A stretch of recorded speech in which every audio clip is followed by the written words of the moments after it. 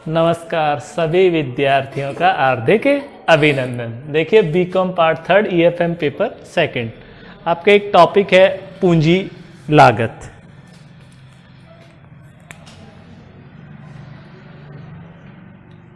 पूंजी लागत, cost of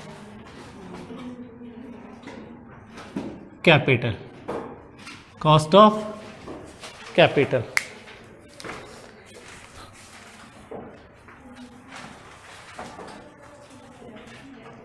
देखिए एक संस्था होती है और उस संस्था में एक वित्तीय प्रबंधक होता है और उस वित्तीय प्रबंधक का प्रमुख कार्य होता है पूंजी की व्यवस्था करना।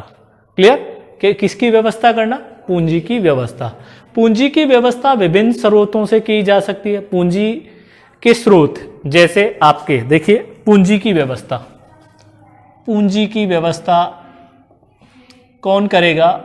किसका कार्य है? ये कार्य वित्तीय प्रबंधक का।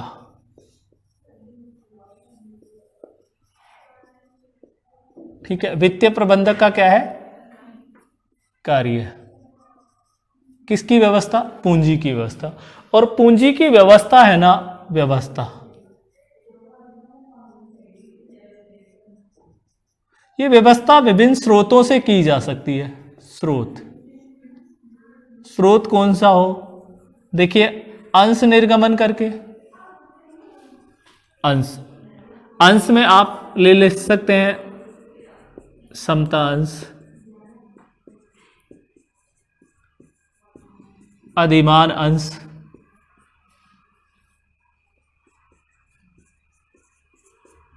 ऋण पत्र, और एक आपकी आती है प्रतिधारित अर्जन। ठीक है, यानी कि कोई भी संस्था या कंपनी होती है उसमें वित्तीय प्रबंधक का कार्य होता है पूंजी की व्यवस्था करना। और वो व्यवस्था, पूंजी की व्यवस्था विभिन्न स्रोतों से की जा सकती है। समता अंश से की जा सकती है, अधिमान अंश से, ऋण पत्र से, और प्रतिधारित अर्जनों के माध्यम से क्या की जा सकती है? पूंजी की व्यवस्था की जा सकती है। क्लियर? अब पूंजी की व्यवस्था करने के बाद यह होता है कि संस्था इस जो ये पूंजी की व्यवस्था की जाती है उसे विभिन्न परियोजनाओं में विनियोजित किया जाता है। देखिए ये व्यवस्था हो गई। क्लियर? किसकी व्यवस्था होगी? पूंजी की। विभिन्न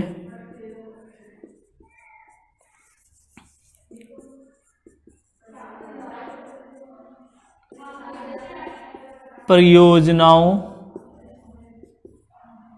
विभिन्न परियोजनाओं में विनियोजित।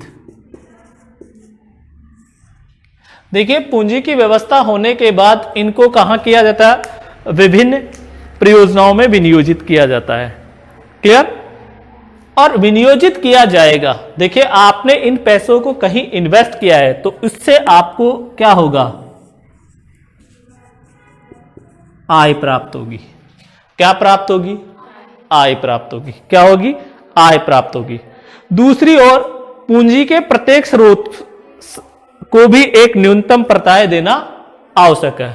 देखिए कहने का मतलब ये जो भी पूंजी के स्रोत हो, ये जो भी पूंजी के क्या थे? स्रोत, उनको एक न्यूनतम प्रत्याय, कि उनसे आपको एक न्यूनतम प्रत्याय देना आवश्यक होता है। क्लियर? कि आय अवश्य होनी चाहिए इन स्रोतों से। क्लियर? ठीक है। क्या देखिए वापस देख लीजिए, देखिए क्या है पूंजी की लागत में क्या? देखिए वित्तीय प्रबंधक होता है और उसका कार्य होता है पूंजी की व्यवस्था करना, पूंजी की व्यवस्था करना। अब व्यवस्था विभिन्न स्रोतों से की जा सकती है। समता अंशों के निर्गमन से, अधिमान अंश, ऋण पत्र और प्रतिधारित अर्जनों। ये जैसे ही व्यवस्था होती है फिर इनको क्या कर दिया जाता है? विभिन्न परियोजनाओं में विनियोजित किया जाता है, इन्वेस्ट किया जाता है। और आप विभिन्न परियोजनाओं में इनको लगाओगे तो आपको क्या होगी? आय, आय प्राप्त होगी। दूसरी ओर आप ये कह सकते हो कि जो भी ये पूंजी के विभिन्न स्रोत है उनसे आपको इनको न्यूनतम प्रत्याय देना आवश्यक है। अगर इनसे कोई आपको आय नहीं हो रही, न्यूनतम प्रत्याय नहीं हो रही, तो इसका मतलब आपको क्या होगा, घाटा होगा। क्लियर, कुछ तो आय अर्जित होनी चाहिए इनसे। क्लियर, ठीक है।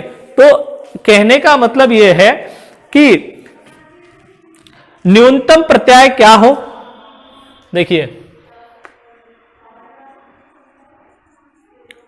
न्यूनतम प्रत्याय क्या हो,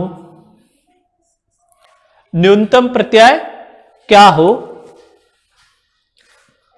इसका निर्धारण करने के लिए, इसका निर्धारण करने के लिए जिस अवधारणा, देखिए न्यूनतम प्रत्याय क्या हो इसका निर्धारण करने के लिए जिस अवधारणा का प्रयोग किया जाता है, प्रयोग किया जाता है, जिस अवधारणा का प्रयोग किया जाता है वह पूंजी लागत कही जाती है, वह पूंजी लागत कही जाती है। क्लियर, ये बात आसानी से समझ में आ जानी चाहिए। क्या है, देखिए चैप्टर है पूंजी लागत, cost of capital, important chapter है, एग्जाम में इसमें से क्वेश्चन आता है। तो देखिए यहां पर वित्तीय प्रबंधक का कार्य होता है पूंजी की व्यवस्था करना, और पूंजी की व्यवस्था विभिन्न स्रोतों से की जा सकती है, समता अंशों से, अधिमान अंश, ऋण पत्र और प्रतिधारित अंश से। और इन स्रोतों से न्यूनतम प्रत्याय तो होने चाहिए। तो कहने का मतलब है कि न्यूनतम प्रत्याय क्या हो, कि आपको कितनी न्यूनतम प्रत्याय होगी, और इसका निर्धारण करने के लिए जिस अवधारणा का आप प्रयोग करोगे उसे ही हम क्या कहेंगे, पूंजी लागत कहेंगे।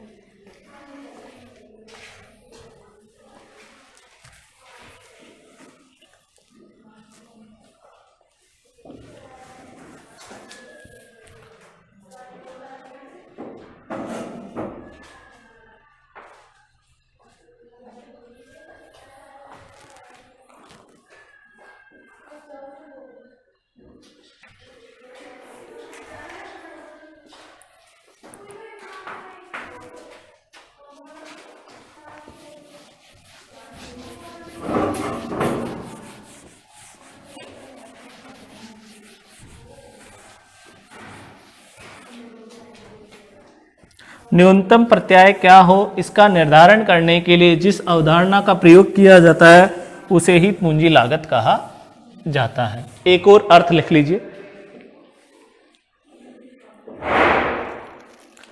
पूंजी लागत का आशय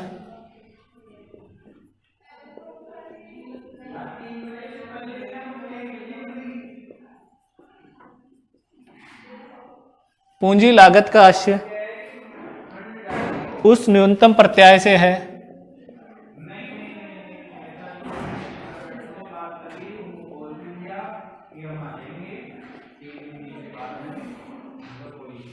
पूंजी लागत का आशय उस न्यूनतम प्रत्याय से है, प्रत्याय दर से है।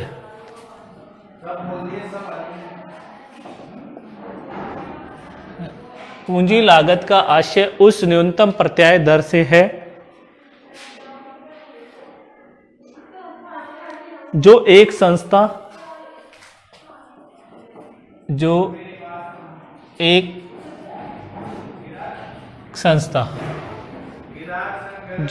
संस्था बाजार दर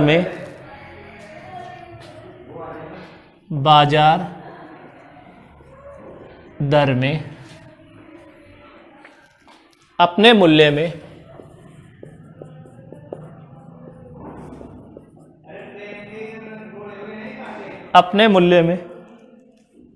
वृद्धि करने के लिए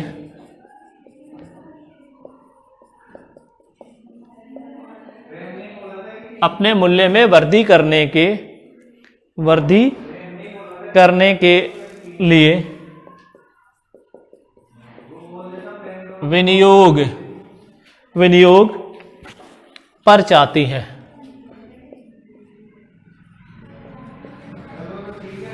विनियोग पर चाहती है।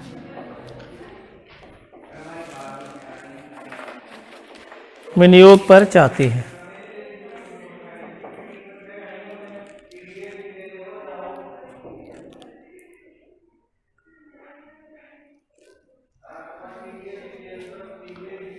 अब देखो पूंजी लागत की विशेषताएं।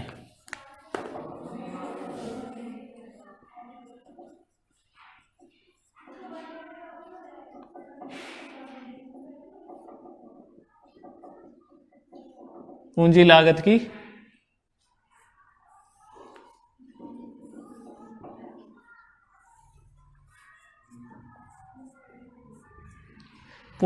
की विशेषता है। पहले विशेषता कोई लागत नहीं, कोई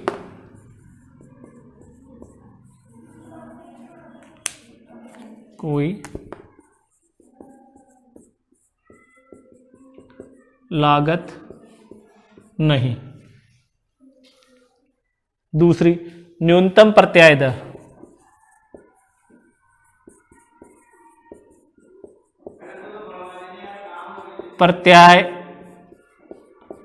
न्यूनतम प्रत्याय। और तीसरी आपकी जोखिम का पुरस्कार।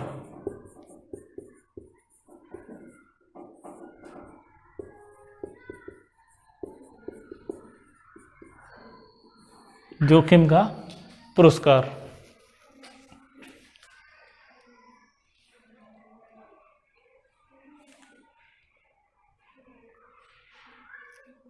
देखिए आपको अर्थ में बताया मैंने। देखिए यहां पर कोई लागत नहीं है। लागत क्यों नहीं है? क्योंकि न्यूनतम प्रत्याय दर है। क्योंकि आप पूंजी के विभिन्न स्रोतों से, ठीक है, पैसा लगाओगे, फिर उसको विनियोजित करते हो। क्लियर? ठीक है, तो विनियोजित करने से आपको आय प्राप्त होती है। इसलिए इसको ये कह दिया कि ये कोई लागत नहीं है, ये तो एक न्यूनतम प्रत्याय दर है। इससे आपको आय की प्राप्ति होती है। तो पहली विशेषता तो क्या हो गई? कोई लागत नहीं है। दूसरी है न्यूनतम प्रत्याय दर। ठीक है, क्लियर? तो न्यूनतम प्रत्याय दर देखिए इसलिए बताई गई कि एक संस्था क्या होती है? बाजार दर में अपने मूल्य में वृद्धि करके विनियोग पर चाहती है, यानी कि विनियोग पर आय अर्जित करती है, न्यूनतम आय अर्जित करती है। इसलिए ये क्या है? न्यूनतम प्रत्याय दर है। जोखिम का पुरस्कार। क्लियर? देखिए पूंजी लागत व्यावसायिक और वित्तीय जोखिम का पुरस्कार है। जो पूंजी लागत है वो व्यावसायिक और वित्तीय जोखिम का, व्यावसायिक जोखिम भी हो सकती है और वित्तीय जोखिम भी हो सकती है। देखिए आप बिक्री में परिवर्तनों के कारण परिचालन लाभों में परिवर्तनशीलता का माप है। ठीक है, तो ये लिख लीजिए आप पूंजी लागत की विशेषताएं। 3 विशेषता हो गई। कोई लागत नहीं, न्यूनतम प्रत्याय दर, जोखिम का पुरस्कार। कोई लागत नहीं, न्यूनतम प्रत्याय दर और जोखिम का पुरस्कार।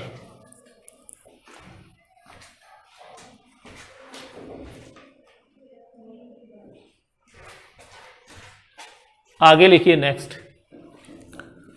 है पूंजी लागत अवधारणा का महत्व।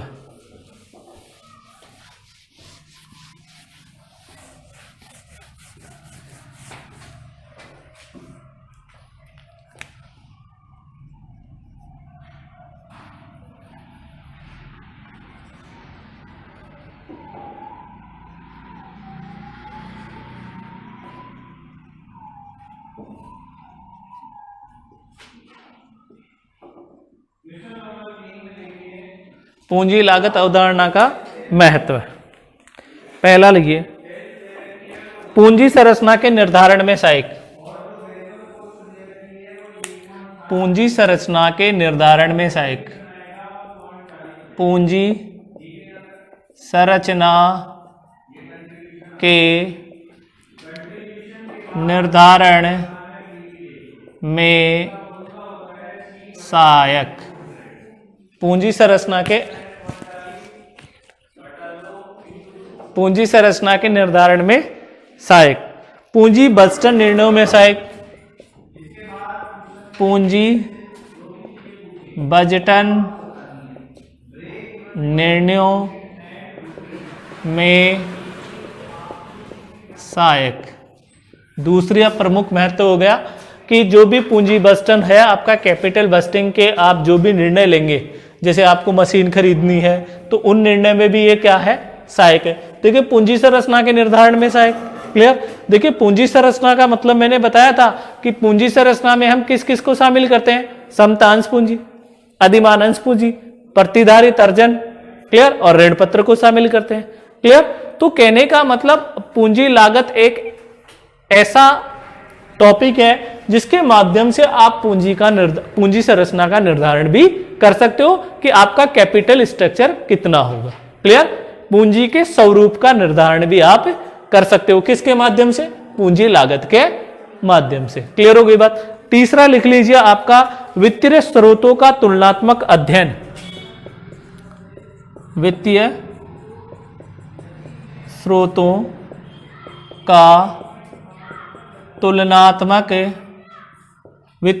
का तुलनात्मक अध्ययन है।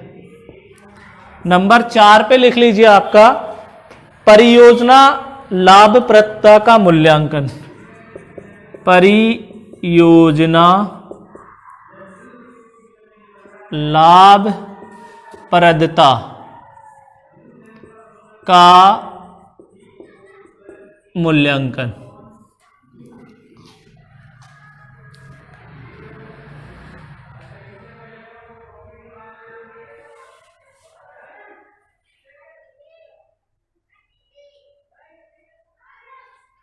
आय तथा जोखिम का ज्ञान।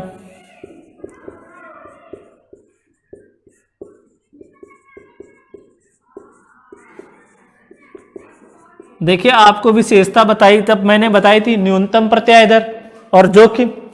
तो पूंजी लागत एक ऐसी अवधारणा जिससे आय का भी पता चलता है और एक जोखिम निर्धारण भी होती है। आपकी वित्तीय जोखिम कितनी है और आपकी व्यावसायिक जोखिम कितनी है उसका भी आपको मालूम पड़ जाएगा। नेक्स्ट लिखिए, कार्यशील पूंजी व लाभांश नीति निर्णय। कार्यशील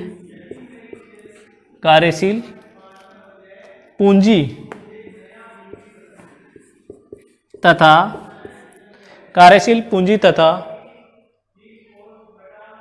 लाभांश नीति निर्णय।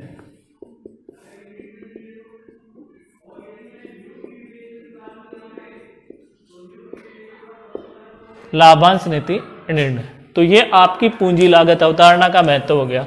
देखिए पहला महत्व था पूंजी संरचना के निर्धारण में सहायक, दूसरा था पूंजी बजटन निर्णयों में सहायक, वित्तीय स्रोतों का तुलनात्मक अध्ययन, परियोजना लाभप्रदता का मूल्यांकन, आय तथा जोखिम का ज्ञान और कार्यशील पूंजी तथा लाभांश नीति का नीति निर्णय। क्लियर।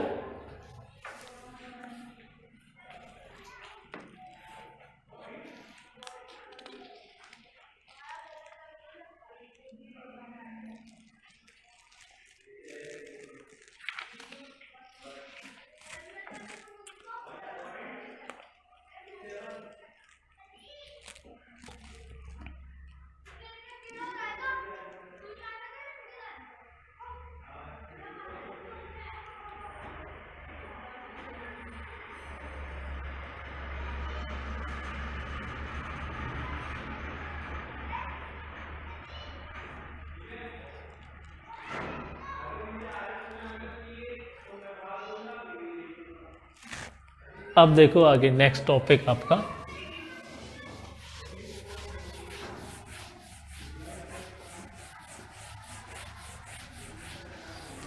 अब देखिए 4 स्रोत आए थे इसमें, क्लियर। देखिए पूंजी के 4 स्रोत थे, समता अंशों से आप पूंजी जुटा सकते हैं, अधिमान अंशों से, ऋण पत्रों से और प्रतिधारित अर्जनों से आप पूंजी जुटा सकते हैं। तो देखिए सबसे पहले हम पढ़ेंगे ऋण पत्रों से पूंजी। तो ऋण पत्रों, ऋण पूंजी की लागत, देखिए हम पढ़ेंगे ऋण पूंजी की लागत, ऋण पूंजी की लागत, ऋण पूंजी की लागत, cost of dept capital, cost of dept capital.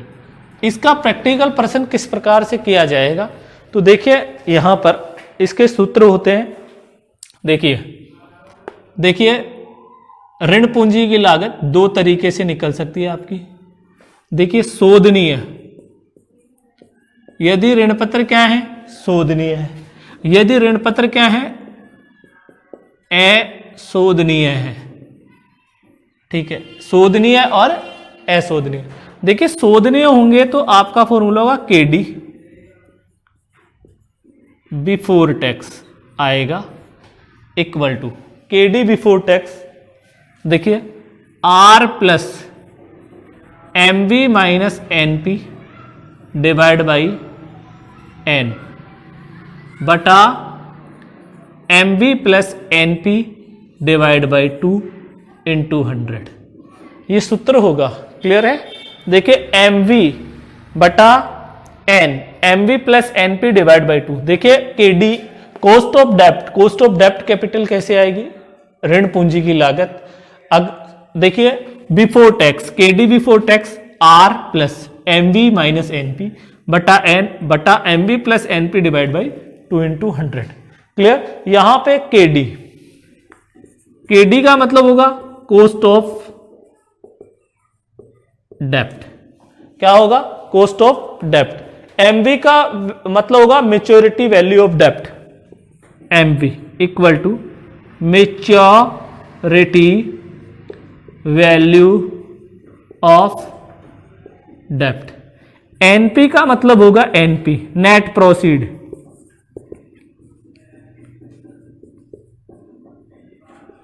Net proceeds, NP का मतलब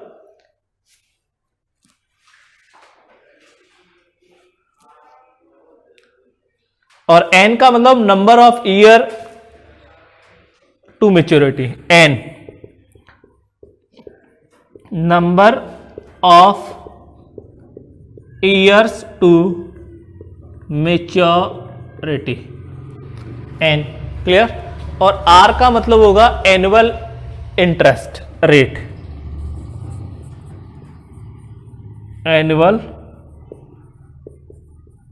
इंटरेस्ट रेट, क्लियर।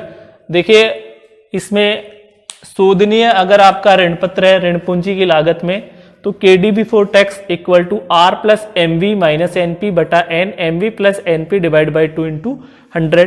के डी का मतलब होगा कॉस्ट ऑफ डेप्ट, एम वी का मतलब होगा मेच्योरिटी वैल्यू ऑफ डेप्ट, एन पी का मतलब होगा नेट प्रोसीड, एन पी का मतलब होगा number of years to maturity, R का मतलब होगा एनुअल इंटरेस्ट रेट। अब एक बात देखिए, ये तो हो गया शोधनीय। अगर आपका अशोधनीय होगा तो देखिए केडी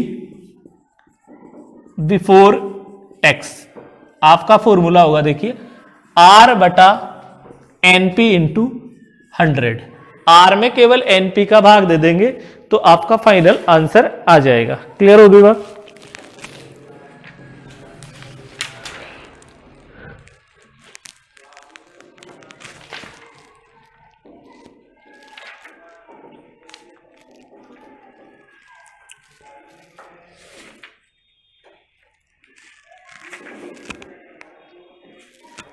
चले आगे। अब देखिए ये तो बिफोर है, अगर आपको क्या चाहिए केडी आफ्टर टैक्स, देखिए दोनों सिचुएशन में केडी आफ्टर टैक्स चाहिए, केडी आफ्टर टैक्स चाहिए। तो देखिए आपको क्या करना पड़ेगा, आपने पहले क्या कैलकुलेट किया, डी बिफोर टैक्स और इंटू 1 माइनस टी, टी बोले तो टी का मतलब होगा यहां पर टैक्स रेट, एक में से टैक्स रेट घटाओगे और केडी बिफोर टैक्स से उसको मल्टीप्लाई कर देंगे तो हमारा केडी आफ्टर टैक्स आ जाएगा, केडी आफ्टर टैक्स।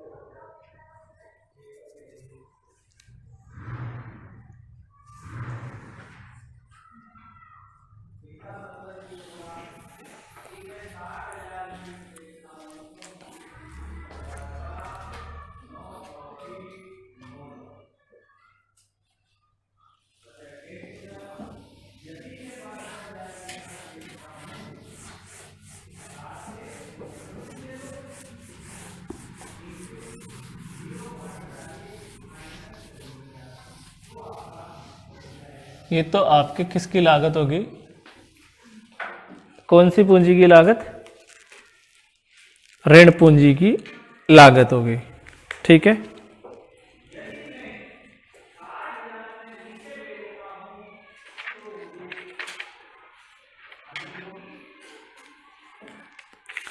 अब देखो इसमें एक टॉपिक और था, शुद्ध प्राप्त राशि, शुद्ध प्राप्त राशि। देखो यहां बता रहा हूं मैं, शुद्ध प्राप्त राशि। देखिए वो जो एनपी होती थी ना, एनपी, एनपी का मतलब मैंने क्या बताया था, नेट प्रोसीड्स, ठीक है, नेट प्रोसीड्स। जो नेट प्रोसीड्स होती है उसको किस प्रकार से कैलकुलेट किया जाता है, एनपी को, क्लियर, नेट प्रोसीड्स को, शुद्ध प्राप्त राशि। देखिए एनपी, शुद्ध प्राप्त राशि, नेट प्रोसीड, ये 3 तरीके से कैलकुलेट होती है। देखो 3 तरीके से, क्लियर, 3 तरीके से कैसे, एक तो सम मूल्य पर निकाली जाती है, किस पर, सम मूल्य पर। दूसरी ये निकाली जाती है प्रीमियम पर, इसको आप प्रब्याजी भी बोल सकते हैं, क्या बोल सकते हैं, प्रब्याजी, 8 प्रीमियम। और ये एक होती है आपकी बट्टे पर। देखिए नेट प्रोसीड को 3 तरीके से निकाला जा सकता है, एक तो किस पर, सम मूल्य पर, एनपी, एक प्रीमियम पर, एक आपका किस पर, बट्टे पर, एक आपका किस पर, बट्टे पर। क्लियर हो गया। तो देखो एनपी कैसे आएगा, सम मूल्य पर। देखिए एनपी किस पर, सम मूल्य पर। एनपी इक्वल टू आपका जो भी सम मूल्य होगा उसमें से हम क्या घटा देंगे, निर्गमन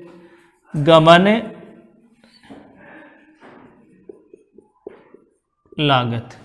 क्या घटा देंगे रे, निर्गमन लागत। हम देखिए एनपी कैसे आएगा, सम मूल्य में से निर्गमन लागत घटा देंगे तो आपकी क्या आ जाएगी, एनपी, किस पर, सम मूल्य पर। देखिए प्रीमियम पे क्या कैसे आएगा, देखिए प्रीमियम पर, प्रीमियम पे आपका देखिए एनपी इक्वल टू वही आपका क्या, सम मूल्य, लेकिन इसमें हम जोड़ देते हैं क्या,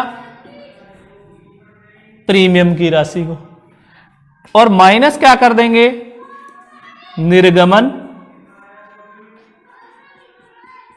लागत को घटा देंगे, तो फिर अपना क्या आ जाएगा, एनपी आ जाएगा। अब आपका तीसरा था बट्टे पर, किस पर, बट्टे पर, ठीक है, और बट्टे पर, बट्टे पर, और बट्टे पर देखिए किस प्रकार से क्या कैसे आपको निकालना है।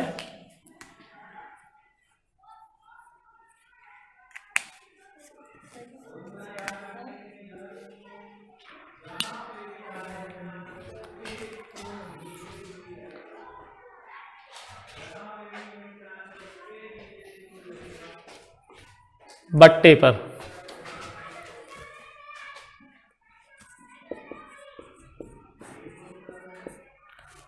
और बट्टे पे एनपी आएगा, एनपी इक्वल टू वही एक तो आपका सम मूल्य माइनस बट्टा माइनस निर्गमन लागत घटा देंगे, तो ये आपकी क्या आ जाएगी, नेट प्रोसीड आ जाएगी।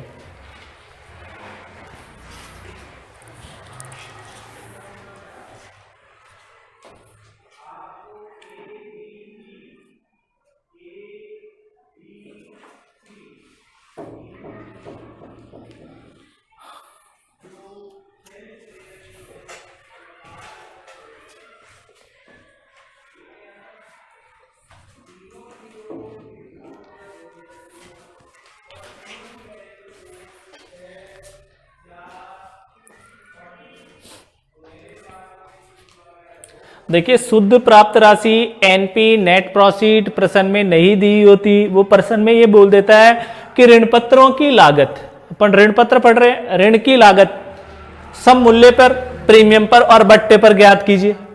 क्लियर? तो सम मूल्य पे एनपी कैसे निकालेंगे, सम मूल्य जो भी दे रखा है उसमें से निर्गमन लागत को घटा देंगे, वो प्रश्न में दी हुई होगी। इसमें अगर वो प्रीमियम पे बोले तो सम मूल्य में प्रीमियम की राशि को क्या करते हैं, जोड़ते हैं, माइनस निर्गमन लागत को क्या करते हैं, घटाते हैं। अगर बट्टे पर वो ऋण पत्रों का निर्गमन बट्टे पे करे तो सम मूल्य में से बट्टे को भी घटा देंगे और निर्गमन लागत को भी घटा देंगे, तो अपनी क्या आ जाएगी, एनपी आ जाएगी। क्लियर हो गई बात?